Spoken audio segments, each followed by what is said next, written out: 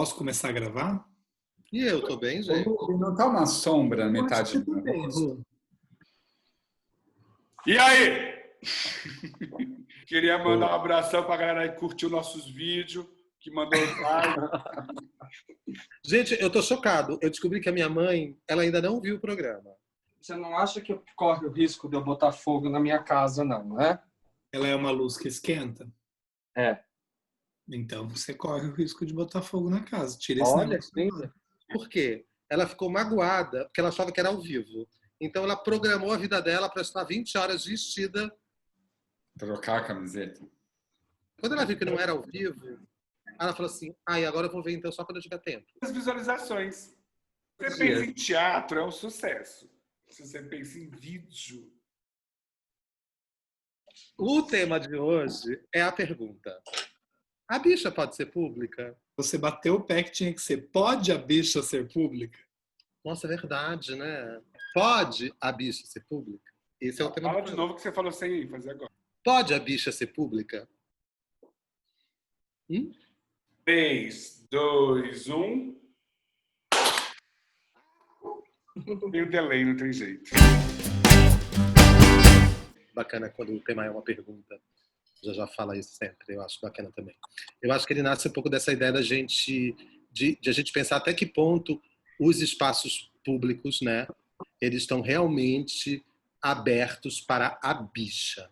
Quais são os tipos de concessão que, né, o homossexual tem que fazer para ser aceito, ou cada vez mais aceito, nesses espaços de sociabilização, que na verdade são espaços de poder, né?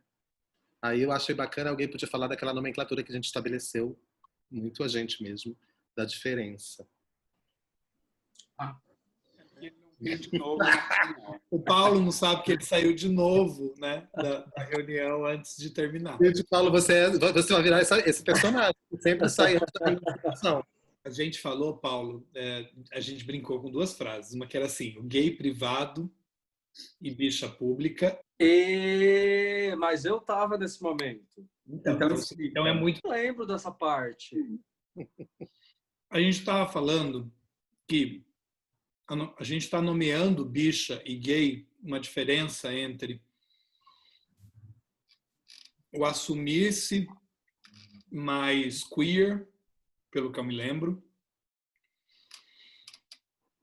e o gay ficou um pouco nesse lugar do que está mais aceito dentro de um padrão heteronormativo. Mas na verdade a gente foi legal porque a gente entendeu diferente, né? Eu tinha entendido que o gay público, que até o título era esse, gay público, bicha privada.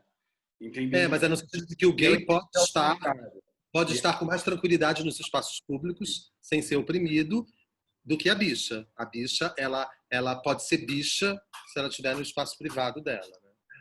Sim, mas eu tinha entendido também o oposto, né? Que o gay, esse homossexual que aceita esses padrões heteronormativos para poder pertencer, ele está muito mais ligado ao campo do privado, né? Ele pode até ser assumido, a família sabe, todo mundo sabe, só que ele não demonstra publicamente a sua homossexualidade, né? Então ele vive ela de forma privada, né? E até tem um namorado, tem um marido, mas não vão trocar afeto na frente das pessoas.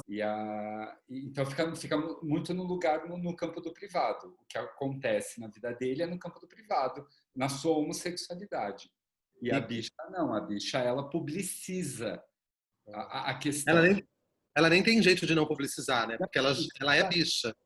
A atitude dela no mundo já é pública, né? Já é.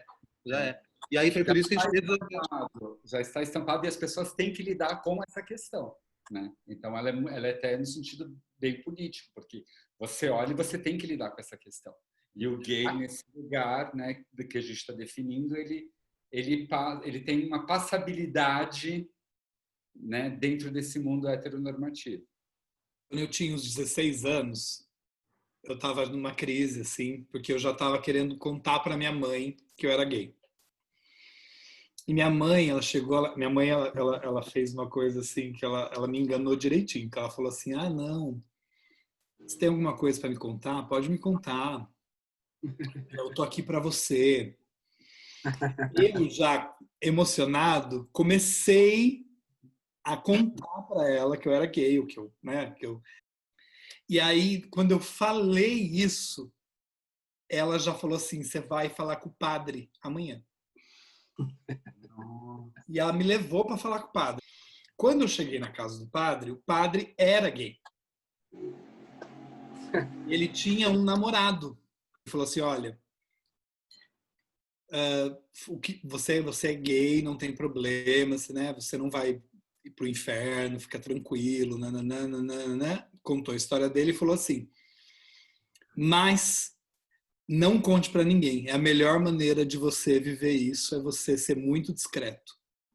O Paulo conheceu esse padre.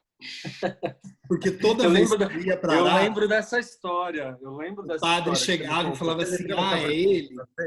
E abençoava a gente, assim.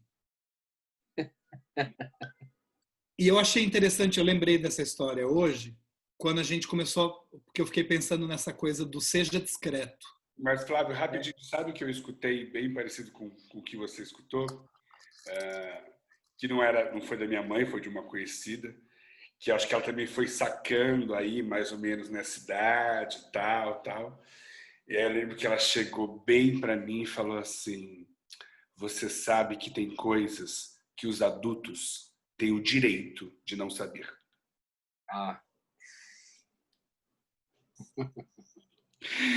Eu era uma criança, assim, tipo, achei... E eu fiquei com isso na cabeça, assim, porque eu já tá muito empolgada, muito bicha, né? E ela chegou como se fosse muito... Pra te dar um toque, né? E deu essa dica. Eu fiquei aprisionado com essa história do padre por muito tempo. Eu acho que eu fiquei aprisionado com isso por muitos anos, assim, com medo de assumir. Eu nunca tornei público isso da maneira que hoje eu torno e que eu me sinto muito feliz por fazer. Sabe, eu trabalhei em lugares assim que nunca me proibiram ou nunca me coagiram a nada, mas eu não me sentia bem, eu me sentia aprisionado durante muito tempo. Mas eu custei para conseguir sair desse conselho do padre. Vocês lembram quando a gente estava em cartaz com Dizer? Porque eu trabalhava numa empresa e era fato que todo mundo sabia que eu era gay, né? Que eu era bicha, e era tudo bem. E a gente fazia o Dizer, que é a peça mais fofa, né, do Kunin nesse sentido. E as professoras, as coordenadoras já tinham assistido e foram e levaram o meu chefe. No que ele viu a peça, no que ele viu a coisa sendo publicizada, teve que ser feita uma reunião com a coordenação, as coordenadoras tiveram que me defender para ele não me demitir. Porque aí ele entra com um discurso assim, não, mas e se um pai... Não, eu tenho amigos gays, eu não tenho nada contra isso, mas e se um pai vem me questionar em relação a isso? Como quem diz, já ser gay, beleza, no campo do privado. Ele fazer uma peça que se fale disso pode ser um problema para a minha empresa. De uma vez, Lupe, que você contou uma história que você estava, se eu não me engano, em Florianópolis, e você estava andando de mão dada na praia, e de repente vocês dois só sentiram uma prancha de surf nas costas. Pá! Tomaram uma pranchada de surf nas costas. E a prancha era grande, já pegou os dois de uma vez só. E eu me lembro que quando você contou essa história, eu ainda falei para você, isso faz muitos anos isso. Eu ainda falei, tá vendo, Lupe? Mas precisa ficar andando de mão dada também? E você falou, mas amigo, a gente é a bicha desse tempo. A gente é a bicha que vai apanhar para que isso não aconteça mais. Acho que quando a gente fala dessa bicha, né? A bicha pode uma bicha ser pública, pode essa bicha ser pública, eu acho que tem a ver com essa recusa em aceitar ser assimilado por essa normatividade, em todos os campos. Eu ainda me sinto fazendo concessão. E justificando essa concessão em mim para apaziguar que está tudo bem. E desde a coisa... Quando a gente também fala, né, a gente também está falando dessa masculinização, né, de você estar cada vez mais próximo deste modelo homem cis hétero, né, assim, para você se afirmar, assim. Mas eu sinto que ainda faço, eu acho muito ilusório eu achar que eu não faço concessão ainda, entendeu? Eu concordo com o Jajá. O que eu acho que mudou em mim foi uma consciência de que isso acontece, o que me possibilitou nos últimos anos, assim, lutar contra isso mais e às vezes ter um pouco mais de consciência do momento em que isso está acontecendo, de falar, olha, agora eu dou conta de resolver isso, agora eu ainda não dou. Sim, talvez eu tenha sido uma criança muito bicha. Eu acho que eu fui uma criança, de uma maneira geral, bem liberta, facilmente identificável, né?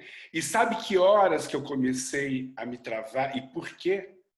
Quando eu quis ser gay. Quando eu precisei me relacionar com os outros gays.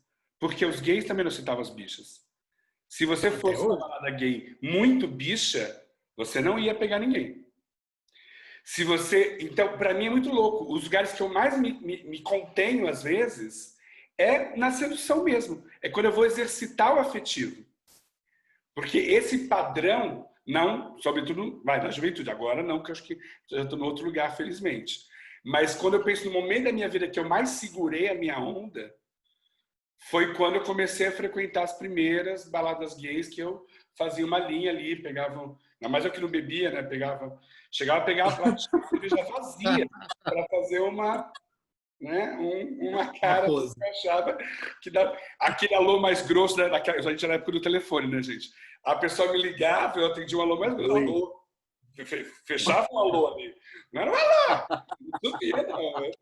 E aí desligava. Não tinha bina, né, gente? Não tinha bina. Então eu ficava atendendo todo mundo nesse alô. Alô? Alô? Aí nem minha mãe me reconhecia. Isso tem a ver também com o nosso gosto, né? A gente se atrai pelo padrão da norma. Isso aí, gente, isso aí é a doença da masculinidade tóxica. As pessoas, a bicha passou a vida inteira ouvindo: não pode sentar desse jeito, não pode falar desse jeito, não pode olhar desse jeito, não pode brincar desse jeito, não pode. Isso criou essa doença social no próprio meio das bichas, que é: você pode ser bicha, mas não seja afeminado. Se você for afeminado, vaza. Se você mia, vaza, né? Eu me digo que as pessoas deveriam grade repensar sobre isso. Grade de bizarrice que você vê, né? Você escreve no seu perfil. Você escreve no seu perfil de aplicativo. Porque você tem a necessidade de colocar não afeminados.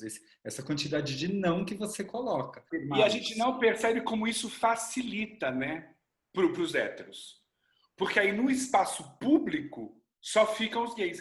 E os gays são quase aqueles que você não precisa lembrar que eles são bichas. Né? Então quando você olha a foto, quando você está andando ali, quando você está na empresa, aonde você está, aquilo... E aí a sociedade continua andando achando que não existe esse problema. Porque o que mais me irrita, né, é que as pessoas entendem muito a homofobia como um momento da violência. E não entende que a homofobia é também, sobretudo, para mim, o tanto que você se recolhe no seu estar no mundo. Para que no público isso não aconteça. Se eu pudesse traduzir numa frase, eu traduziria assim: bicha, eu te aceito, mas eu não quero que você me lembre o tempo todo que você existe. Né? Eu quero esquecer de você. E você ficar publicizando ou se comportando desta forma ou de tal forma, enfim, você fica me lembrando. Eu não quero ter que lidar com isso, né? Eu tenho feito isso. Tipo, eu estou com o Rafa em qualquer lugar, qualquer espaço, e eu percebo que chega criança com pais, na hora, eu vou dar a mão, eu vou fazer carinho, eu vou beijar, porque eu acho que essa coisa de tipo assim, as crianças não podem ver isso, isso é uma falácia, entendeu? Isso, na verdade, o que está por trás disso é, esses pais, eles não querem ter que... Porque criança é curiosa, a criança, ela a priori ela tá aprendendo o mundo, né? Então ela não tem, nenhuma criança nasce com, né, com preconceito, com uma fobia, por exemplo, né? Então esse pai, ele não tá querendo, esses pais não estão querendo explicar, não estão querendo explicar o mundo, não estão querendo Não quer dar conta. falar sobre diversidade, falar sobre as questões. E aí eu falo assim, o problema é seu. Vou te dar esse trabalho, sim. Eu tenho uma crise com isso, porque a minha natureza não é o do beijar, o do super abraçar. Eu tenho esse problema, eu tenho essa crise, eu vivo essa crise. Mas você acha que isso é uma natureza ou é uma construção social que te fez assim? Ou você já aceitou esse lugar? Porque eu tenho normativa que te fez assim. Mas eu tenho, não sei, não é natural que eu vá fazer aquele carinho naquele momento. Quando eu faço, eu também faço nesse lugar do quero fazer, quero que essa discussão aconteça. Entendeu? Mas você também não entra no lugar que eu já escutei de muita bicha falar assim, não, é uma questão de respeito. Não tem Né? nada a ver com isso. Não, eu já escutei muito. Eu não beijo porque eu acho que é uma questão de respeito. Não tem nada a ver com isso. Mas esse policia, tipo assim, sempre, todas as vezes que a vontade brotou no seu corpo de fazer um carinho no seu parceiro, na pessoa que você, no namorado, no marido, enfim, na pessoa que você está vivendo uma relação, e nunca você passou pela sua cabeça antes de fazer o carinho alguma coisa, posso? Sim, já me passou. Claro. Então, tá vendo? E isso não acontece com a pessoa hétero. Então, pegando isso que o Flávio fala, para mim a atenção é um pouco assim, tipo, é quase como eu tive que colocar parte da minha vida privada no espaço público para garantir a minha própria vida privada. Você entende? Uhum. Tipo, eu preciso publicizar a minha vida privada para que essa vida privada se torne pública e para que, enfim, o público comece a lidar com isso e a gente consiga estar aqui sem ser oprimido e tudo mais. O Facebook, para mim, é o mais evidente. Assim. Eu coloquei em relacionamento sério, nunca faço dizer do tipo, hoje é o dia dele, meu amor. Nunca fiz isso. E aí eu sinto assim, para mim parecia que era uma questão assim, de uma opção minha. Mas hoje eu percebo, ou eu penso, eu não estou sendo pouco político, porque quase que você entra no meu Facebook e quase... É porque eu tenho trabalhos também nessa área, mas assim, quase você poderia achar que eu não sou uma pessoa gay.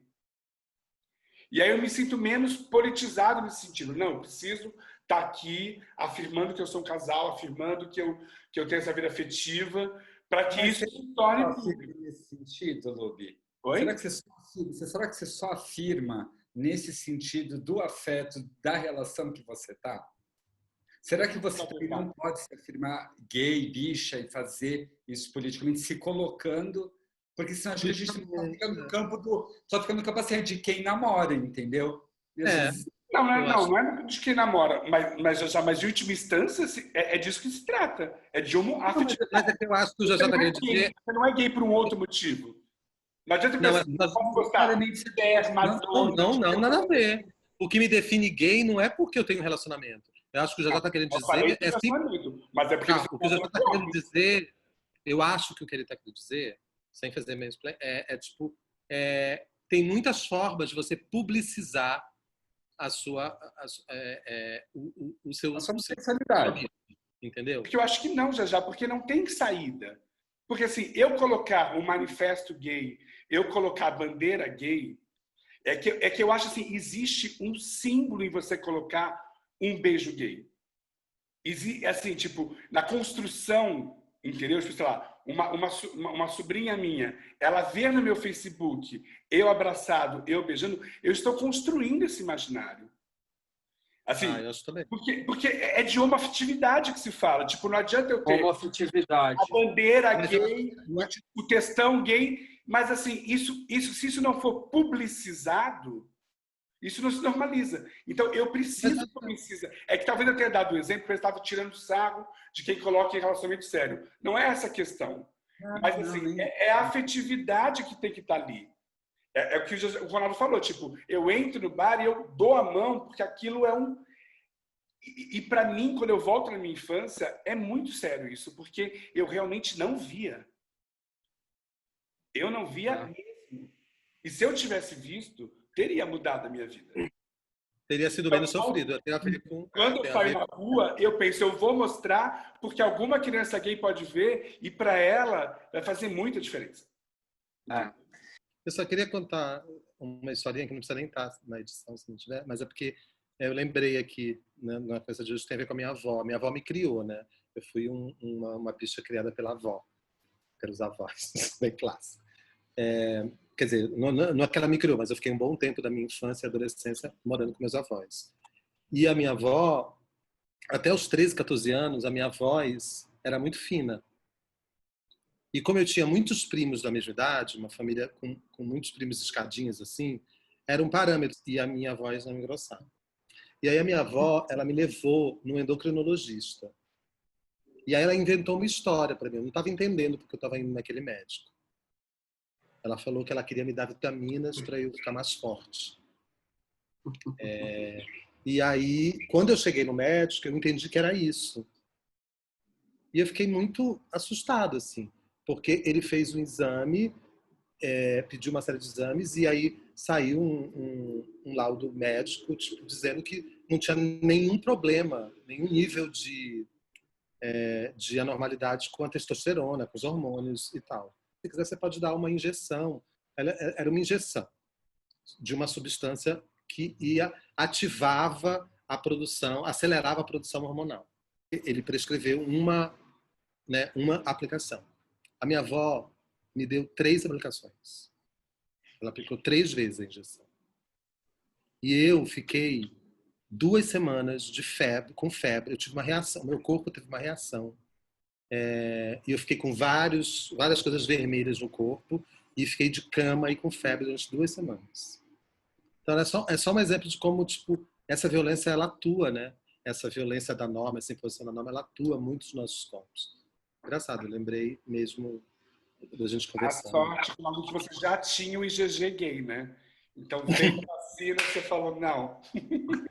Exatamente, o meu que eu falo assim, sai, me deixa com a minha voz, Deixa com a minha voz, querido. Eu, hein?